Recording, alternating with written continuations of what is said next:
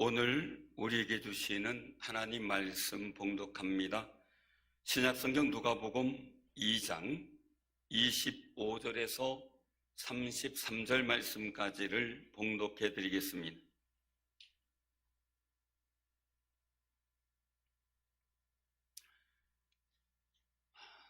누가복음 2장 25절에서 33절 신약성경 90쪽입니다. 봉독해 드립니다. 예루살렘에 시몬이라는 사람이 있으니 이 사람은 의롭고 경건하여 이스라엘의 위로를 기다리는 자라. 성령이 그 위에 계시더라. 그가 주의 그리스도를 보기 전에는 죽지 아니하리라는 성령의 지시를 받았더니 성령의 감동으로 성전에 들어가매 마침 부모가 율법의 관례대로 행하고자 하여 그 아기 예수를 데리고 오는지라. 시몬이 아기를 안고 하나님을 찬송하여 이르되 주제여 이제는 말씀하신 대로 종을 평안히 놓아주시는도다. 내 눈이 주의 구원을 보았사오니 이는 만민 앞에 예비하신 것이요 이방을 비치는 빛이요 주의 백성 이스라엘의 영광이니이다 하니 그의 부모가 그에 대한 말들을 놀랍게 여기더라. 우리가 성탄절을 어제 보내면서 아동부, 중고등부 그리고 또한 우리 30대 가정에서 또 캐롤송에 대해서 방구석 찬양을 촬영해서 같이 보면서 성탄절을 보냈지요.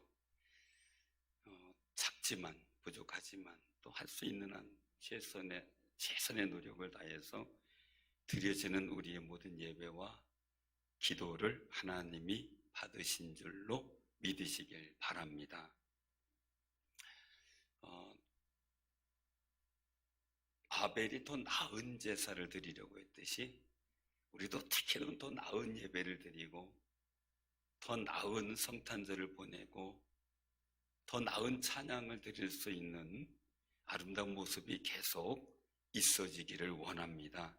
그걸 위해서 많이 기도해 주시고요. 예수님 탄생을 우리는 찬양하는 것을 물론 평생 해야 되겠지만 이 성탄절 절기에는 더 깊이 해야 되겠죠. 그 성탄절의 의미를 보면서 웨슬리는 그렇게 표현했어요. 마리아의 품에 안겨 성전에 오시는 예수님을 보고 한 뼘으로 줄어든 하나님, 그렇게 표현을 했어요. 이스라엘의 위로와 성령을 기다리는 사람들이 모여 소망 가운데 기도하며 기다리던 바로 그 장소, 거기에 한 뼘으로 줄어든 하나님이 오신 거예요. 아기 예수를 상징하는 거죠. 그래서 우리가 꼭 기억할 것은 시므온은 이 아기 예수를 안고 하나님을 찬양하잖아요. 당시의 상황은 식민지 백성의 아픔이 있었던 시기예요. 로마의 속국으로서. 또 한 가지는 웅장한 궁정도 짓고요, 성전 건축으로 메시아를 꿈꿨던 이 헤롯 대왕의 폭정이 있었던 때예요. 그래서 유대인들 마음은 더 간절하게 메시아 그리스도를, 메시아인 예수를 기다리던 시기였던 거죠. 그때 예수님께서 세상에 참된 위로자로 오신 겁니다. 그런데 중요한 게 있어요. 오시긴 오셨는데 모든 사람이 보는 게 아니라 예루살렘의 속량을 기다리던 경건한 자들에게 한 뼘으로 오신 아들 예수가 보이신 겁니다. 수많은 기적을 일으켜도 믿지 못하는 사람들이었는데 아기 예수를 보고 메시아로 알아보고 찬양할 수 있었던 것은 보통의 마음이 아니지요. 우리도요, 이 땅의 속량을 기다리면서 전보다 더 나은 경건함으로 하나님 앞에 예배 자리에 서는 이 코로나 시기에 정말 의롭고 경건한 믿음의 승리자들이 다 되시기를 바랍니다. 이 속량은 속전을 받고 풀어주다, 이런 뜻이에요. 속전을 바꿔 부르주다. 예수님께서 이 땅에 오심은, 하나님께서 예수님 이 땅에 버리심은 그 예수님의 속량으로 인해서 우리가 구원받아 천국 가는 놀라운 역사가 나타난 거죠. 사랑하는 성도님들, 예수님이 우리의 속량 되시기 위하여, 우리 죗값을 치르기 위하여 이 땅에 오신 겁니다. 정말 그 은혜가 성령의 위로하신 가운데 여러분들에게 더 크게 임하는 역사가 있기를 바랍니다. 예수님은 누구십니까? 자기 백성을 저희의 죄에서 건지러 세상에 오신 분입니다. 정말 우리의 죄에서 건져내시려고 죄 없는 분이 이 땅에 오셔서 죽으신 거죠. 시므온이 아기 예수를 안고 하나님을 찬양하며 예수님은 이 땅에 오셔서 하실 일이 있다는 것을 찬양으로 보여주는데 두 가지 사역을 말씀하죠. 첫째는 이스라엘 중 많은 사람을 패하거나 흥하게 한다라는 겁니다. 예수님을 영접하거나 배척하느냐의 차이가 분명히 있다는 거지요. 십자가의 도는 멸망하는 자에게는 미련하지만 구원받는 우리에게는 하나님의 능력이 되기 때문입니다. 고린도전서 1장 18절에 말씀하죠. 세상에선 교회 나와 예배드리는 게 미련하게 보이지만 우리에게는 하나님의 능력이요 은총의 통로가 되는 줄로 확신하시기를 바랍니다. 예수님을 믿고 영접한 사람은 하나님의 아들이 되고 천국에 갑니다. 그러나 예수님을 영접하지 않으면 지옥 가고 사단의 사람이 되는 것은 자명한 일이죠. 이런 차이가 예수님이 오셨을 때 분명하게 보여지게 되는 겁니다. 오늘날도 마찬가지지요. 둘째는요, 비방을 받는 표적이 되신다는 겁니다. 이런 말씀은 예수님의 사역이 비방과 비난 속에서 십자가의 사건이 된다는 사실을 말씀하고 있는 거죠. 예수님이 십자가에 죽으신 것은 실패한 것처럼 보여요. 그러나 오히려 우리의 죄에서 우리를 구원하시는 거룩한 은총의 통로가 완성되는 순간이죠. 그러나 그런 비방이 오히려 구원의 표징이 된다는 사실을 세상은 모르고 있는 겁니다. 비방은요, 잘못했다고 듣기도 해요. 잘못했기 때문에. 근데 잘했어도 잠시 오해해서 비방을 들을 때도 있어요. 잠시. 그런 실수할 때가 있죠. 내 마음에 안 들어서 얘기를 했는데 나를 위해서 한 일을 나중에 알게 돼서 깜짝 놀랄 때도 있죠. 또 너무 좋아 보이니까 부러워, 시기, 질투가 나서 듣게 되는 비방도 있어요. 메시아 예수에 대한 사역, 그 예수님의 사역에 대한 사람들의 반응은 다 달랐어요. 누군가는 환영하고 누군가는 비방했지요. 여러분들의 마음속에 정말 예수님께서 이 땅에 오심을 환영하고 즐거워하는 마음이 생긴 것을 감사하는 귀한 삶이 되시기를 바랍니다. 오늘날 세상은요, 교회를 비방하고 또 많은 사람들이 비방하기도 자꾸 유도를 해요.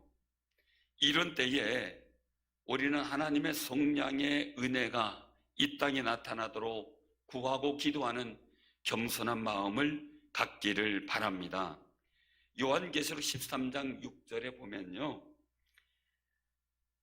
말씀하시기를 짐승이 입을 벌려 하나님을 향하여 비방하되 그의 이름과 그의 장막국 하늘에 사는 자들을 비방하더라 라고 말씀하셔요.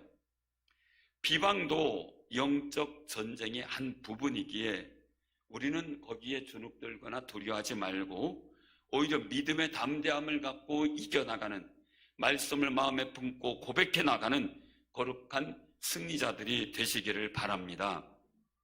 우리가 분명히 알고 있어야 될 게 있어요. 그것은 로마서 8장 18절 말씀인데요, 현재의 고난은 장차 우리에게 나타날 영광과 비교할 수 없다. 없도다 라는 거예요. 이 세상의 비방, 그것과 하나님께서 칭찬하고 인정하고 복된 은혜 주심은 비교가 안 되는 거죠. 우리는 그 거룩한 하나님의 은총을 바라보기에 현재의 고난을 이겨낼 수 있는 믿음의 담력이 있는 겁니다. 본문에 등장하는 시므온이 있죠. 주인공이에요. 이스라엘이 하나님의 구원을 받기를 기다린 사람이에요. 또 의롭고 경건한 사람이다 라고 기록되어 있어요. 시므온 위에 성령이 계시는 것이 느껴지고 역사하는 것이 보여질 정도였다는 거죠. 오늘날로 말하면 성령 충만한 거예요. 우리 옆에 분들한테 마스크 바로 쓰시고 한마디만 하세요. 성령 충만하세요. 네, 성령 충만하세요. 이런 시므온에게 한 가지 소원이 있어요. 소원이 있어요. 그것은 뭐냐면 본문 26절이에요. 본문 26절에 같이 한번 봉독합니다. 그가 주의 그리스도를 보기 전에는 죽지 아니하리라는 성령의 지시를 받았더니 아멘. 이 말씀 보면서 문득 생각나는 게 예수님이 이 시므온한테 빨리 오셔서 다행이다 이 생각이 들어요. 그죠? 2000년이 걸렸으면 큰일 났잖아요. 그 생각이 들면서 생각을 하는 거예요. 시므온은 구약에서 하나님의 약속하신 메시아가 오기를 기다렸던 의롭고 경건한 사람이에요. 그래서 의롭고 경건한 삶을 살면서 하나님께서 주신 메시지는, 성령을 통해 주신 메시지는 약속된 메시아를 보기 전에는 죽지 않는다라는 거죠. 시므온이 기다렸는데 확답을 받은 거예요. 시므온의 소원이 우리에게 큰 도전이 되는 놀라운 역사가 있기를 바랍니다. 시므온이 오늘 이 봉독했던 26절의 말씀은 이 버킷리스트라고 하는 하나의 중요한 인생 속의 중요한 목표였기 때문이죠. 버킷리스트는 우리가 흔히 들은 분도 있고 못 들은 분도 있을 텐데요. 죽기 전에 내가 이것만큼은 꼭 해봐야 되겠다라고 하는 것들의 목록이에요. 많은 사람들이 죽기 전에는 꼭 하고 싶은 것들을 적은 버킷리스트를 적는 것이 유행처럼 번진 적도 있고 요즘에도 이것을 하는 분들이 있어요. 2007년에 개봉되어 큰 인기를 얻은 영화가 버킷리스트예요.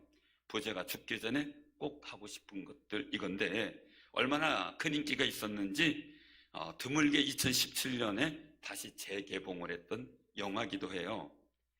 영화에서 주인공이 나오는데 가난하지만 한평생 가정을 위해 헌신하며 살아온 정비사 카터가 있어요. 그리고 또 한 사람 자수성가하지만 자수성가로 백만장자가 돼요. 그런데 성격이 괴팍해서 아무도 주변에 없는 그 사업가 잭, 이 두 사람이 만나면서 시작이 되는데 두 사람은 살아온 삶의 방향이 전혀 달라요. 자수성가해서 백만장자가 됐어요. 열심히 가정을 지켰지만 아직은 어려운 가난한 집이에요. 그런데 이 두 사람의 유일한 공통점이 생겨요. 그것은 뭐냐면 오로지 앞만 보고 두 사람이 다 열심히 했지만 다른 삶을 살았는데 이제 살 날이 얼마 남지 않았다는 거예요. 죽을 날이 어느 정도 정해진 상황이죠. 사랑하는 성도님들, 우리 각자가 사는 길은 다 달라요. 그런데 공통점은 뭐예요? 다 죽는다는 거예요. 그죠? 우리가 더 좋은 공통점이 있어요. 그건 뭐예요? 다 천국 간다는 거예요. 예수님 믿고요. 그 얼마나 감사해요. 우연히 이제 무언가를 작성하고 있던 가토에게 잭이 제안을 해요. 함께 모험을 떠나보자라고 말이죠. 그래서 두 사람이 다니면서 자기 하고 싶은 버킷리스트를 작성을 해요. 계속 공개를 하는 거예요. 10개의 리스트인데 첫 번째는 장엄한 광경 보기, 두 번째 낯선 사람 도와주기, 세 번째 눈물 날 때까지 웃기, 네 번째 무스탕 셀비로 카레이싱, 다섯 번째 최고의 미녀와 키스하기, 여섯 번째 영구 문신 새기기, 일곱 번째 스카이다이빙, 여덟 번째 로마 홍콩 여행, 피라미드 타지마할 보기. 9번째, 오토바이로 만리장성 질주하기. 10번째, 세렝게티에서 호랑이 사냥하기. 이런 거예요. 그런데요, 오늘 본문에 등장하는 시므온의 버킷리스트는 차원이 달라요.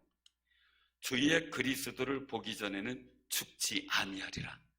영원한 소망을 두고 이 세상의 구원의 역사를 이루시는 하나님의 은혜를 눈으로 보길 원했던 거죠. 성령의 감동을 받아 성전에 들어갔을 때 예루살렘을 방문한 아기 예수를 품은 요셉과 마리아를 보게 되죠. 시므온이 얼마나 기뻤을까.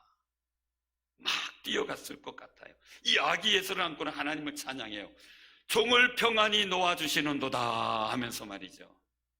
평생을 기다린 버킷리스트예요. 이런 기쁨을 충만하게 표현한 거죠. 목수 요셉의 아들에게서 시므온의 눈이 만민 앞에 예비하신 주의 구원을 보았다고 고백하고, 이방을 비추는 빛이요 주의 백성 이스라엘의 영광을 보았다고 감격 있게 고백을 하는 모습을 보게 돼요. 이 버킷리스트란 죽기 전에 한 번쯤 해보고 싶은 것들을 쭉 목록을 정리해 놓은 걸 말해요.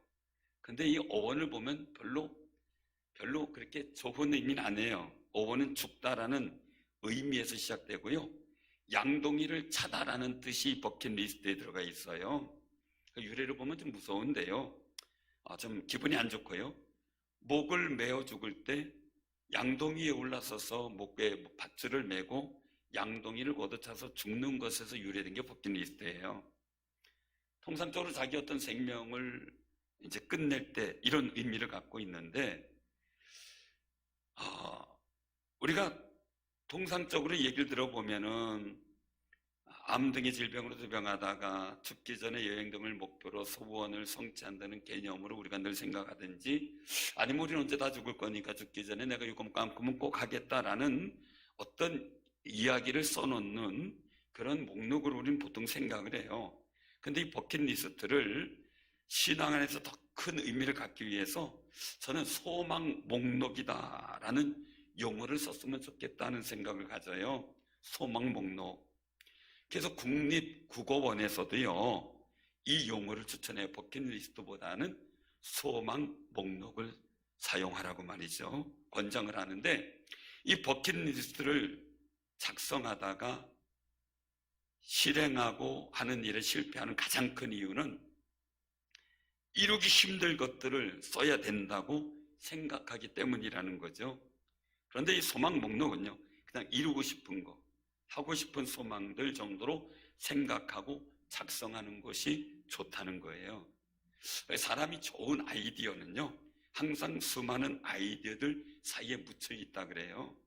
그래서 생각나는 대로 또는 다른 사람의 어떤 그 버킷리스트를 벤치마킹해서도 당장의 실현 가능성 있는 것을 막 쓰다가 보면 어느새 정점에 가서는 내가 정말 중요한 소원을 떠올리는데 익숙해진다는 거예요. 근데 우리 더 중요한 게 있죠. 오늘 말씀한 대로 시므온에겐 성령의 지시가 있었다는 거예요. 우리가 기도하고 나가다 보면 성령의 주시는 은혜가 내게 임하게 되죠. 그래서 목표는 구체적이고 측정 가능해야 되고 달성할 수 있는 수준이어야 한다, 이렇게 얘기들을 해요. 그래서 꿈과 비전과 관련이 있고 또 시간을 정해놔야 된다는 거죠. 몇 월 달까지, 언제까지. 그리고 달성되면 저를 성취했다는 것을 표시하면 내 마음에 기쁘기도 하지만 큰 담력을 얻게 된다는 거예요. 앞으로 죽을 때를 생각하는 것도 필요하지만요, 중요한 건 5년 후에 나의 모습을 바라는 목표를 떠올리면서, 그러면 그것을 5단계로 나누어서 올해는 내가 어떤 목표를, 내년에는 어떤 목표를 달성할 것인가 소망 목록을 작성하는 거죠. 그럼 2022년도에는 나는 이런 일을 할 거야 하고 정하고, 그 다음에는 나는 이런 일을 할 거야 라고 소망 목록을 정해 나가다 보면 5년 후에 나도 모르게 목표했던 나의 모습을 만들어가는 역사가 있게 된다는 겁니다. 그래서 우리는 먼 미래를 생각하지만 당장 내년 한 해에 해야 할 일, 어떻게 할 것인가를 한번 작성해 보는 것도 굉장히 유익하다는 거예요. 그래서 우리는 소망 목록을 작성할 때 시문을 통해서 배울 수가 있죠. 첫 번째 보면 성령의 위로를 기다렸다라는 거예요. 25절 내용이죠. 두 번째는요, 성령의 지시를 받아요. 26절 내용이에요. 세 번째는요, 성령의 감동을 받아요. 27절에 그래서 아기 예수를 만나요. 우리도 하나님의 위로를 기다리며 의롭고 경건한 신앙의 모습을 지켜나가는 담대함 속에 소망의 목록을 복되게 세우고 이루어 나가는 성령의 감동과 은혜가 충만히 임하는 귀한 삶이 되시기를 바랍니다. 예수님의 탄생은 이스라엘 민족이 또 유대인들이 그렇게 바라는 소망의 목록 중에 하나였어요. 근데 그들은 보지 못했지만 시므온은 봤어요. 다르죠, 그게. 사실은 이거는요, 하나님의 소망의 목록이기도 해요. 왜요? 우리를 구원할 계획을 갖고 아기 예수를 이 땅에 보내시기로 작정하신 그 계획이 730년 전에 이사야를 통해서 예언한 것이 성취되어지는 거룩한 순간이었기 때문이죠. 이제 다시 재림하실 예수님을 생각해 보면서 우리는 시므온처럼 그때를 기다리며 소망의 목록을 만들어가는 지혜가 필요하다는 겁니다. 하나님은 우리와 함께 하시기 위해서 예수님을 이 땅에 내려보내셨어요.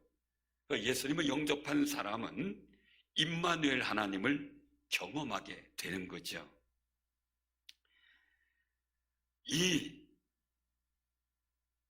소망 목록은 굉장히 중요해요. 우리 인생을 확 바꿀 수 있고 생명을 지켜갈 수도 있어요. 서울에 있는 어떤 한 교회, 아직 유명한 교회 이름 되면요, 지금 이제 은퇴하셨는데, 제가 그 말을 들을 때가 거의 한 20년 가까이 돼요. 그러니까 그 전 이야기예요. 한참 이제 목회하고 그러실 때인데, 안수 지사님 한 분이 위암에 걸렸어요. 위암에 걸려가지고 시한부 6개월이라는 의사 선생님의 얘기가 떨어진 상황이에요. 안수로 담임 목사님 신방을 갔어요. 그러니까 울면서 얘기하는 거죠. 목사님, 저 좀 고쳐주시고 기도해 주셔서 낫게 해주시고 살게 해주세요 하고 눈물을 흘리며 부탁을 하는 거예요. 근데 거기 담임 목사님이 매몰차게 한마디 해요. 당신 죽어? 뭐 그렇게 살라 그래? 죽을 준비 잘하지? 라는 이야기예요. 의사가 죽는다면 죽는 거니까 집사님 살 생각하지 말고 죽을 준비나 잘해요. 이렇게 신방 마치고 갔어요. 여러분들 같으면 어떻게 하겠어요? 주여 치유해 주옵소서 막 이렇게 기도해줘도 시원찮을 뻔했는데 죽을 준비해. 아마 좌절했을지도 모르겠어요. 막 속이 상해가지고 울고불고하고 며칠을 정말 그것 때문에 속이 상하고 마음 상해서 씨름을 했대요. 그런데 가만히 생각을 해보니까요, 내가 울고불고 해도 죽어요. 살려달라고 애걸복걸해도 죽어요. 그러니까 고민했대요. 그래, 남은 6개월 동안 내가 어떻게 살지를 한번 생각해보자. 6개월 동안 이 남은 세월을 잘 살아보자. 그리고선 계획을 세우는데 첫 번째 목표가 내가 용서할 사람은 용서하자. 용서 못한 사람은 용서하자. 내가 잘못한 사람한테 가서 용서를 받자. 이 목표를 정했대요. 그래서 한 사람 한 사람 찾아다니면서 잘못했다. 용서해달라. 내가 좀 이런 상황인데 나 당신 용서받고 싶다. 그리고 또한 잘못한 사람한테 용서해주겠다 얘기를 하면서 지냈대요. 두 번째 목표를 잡았대요. 두 번째 목표는 내가 사랑할 사람이 있는데 사랑하지 못한 것, 가족을 사랑하지 못한 것, 아내 사랑하지 못한 것, 교우들을 사랑하지 못한 것, 이제 6개월 동안에 내가 마음껏 사랑을 표현하며 살자. 선물도 주고 사랑한다고 표현하고 그리고 사랑하는 사람들 찾아가서 같이 식사도 나누고 교제를 하기 시작을 해요. 그리고 세 번째는 내가 안수 집사지만 맨날 놀러 다니고 바쁘다는 핑계로 봉사도 못했는데 이제 내가 교회에서 성도들을 섬겨야 되겠다. 식당 봉사도 하고 그리고 자신의 어떤 삶의 자리에서 늘 봉사의 현장을 찾아다니면서 섬김에 이렇게 최선을 다했대요. 그리고 살다가 보니까 6개월이 지났는데 안 죽더래요. 1년이 지내도 멀쩡하더래요. 나중에 병원 가서 보니까 암이 없어졌대요. 10년이 지냈는데도 그때 10년 지낸 순간에 그 목사님 그 말씀을 하셨거든요. 지금도 살아있어요. 사랑하는 성도님들, 우리가 그냥 되는 대로 휘지비지 사는 게 아니라 하나님도 메시아 예수를 보낼 계획을 세우고 성취해 가셨어요. 우리도 하나하나 믿음의 계획을 세우고 나아가 정말 성령의 은혜를 기다리고 성령의 지시함과 감동을 받고 살아가는 일들 속에 하나님의 거룩하신 은혜를 체험하는 귀한 삶이 되시길 바랍니다. 리처드 포스터가 쓴 하나님과 함께하는 삶이라고 하는 책이 있어요. 거기에 나온 이야기가 있어요. 임마누엘 법칙은 패턴이다. 이렇게 말해요. 루틴이라고 하는 말을 쓰는데 루틴은 일정한 이 댄스 스텝을 말해요.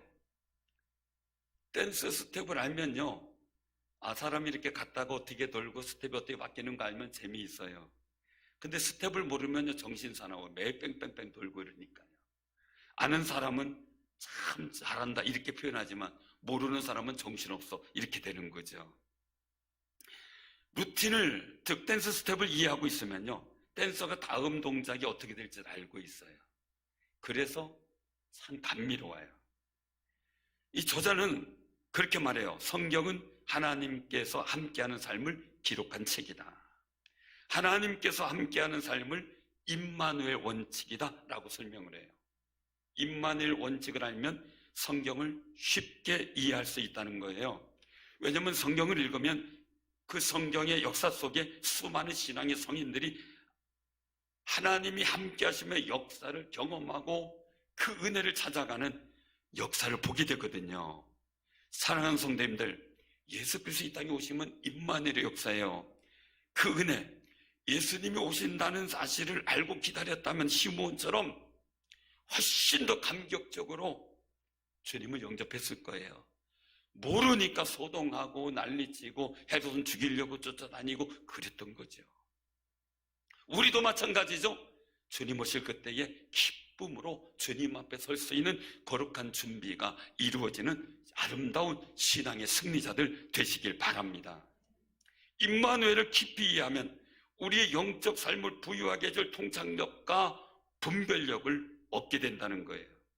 이유는 성경을 깊이 묵상하면 하나님이 일하시는 패턴을 알게 된대요.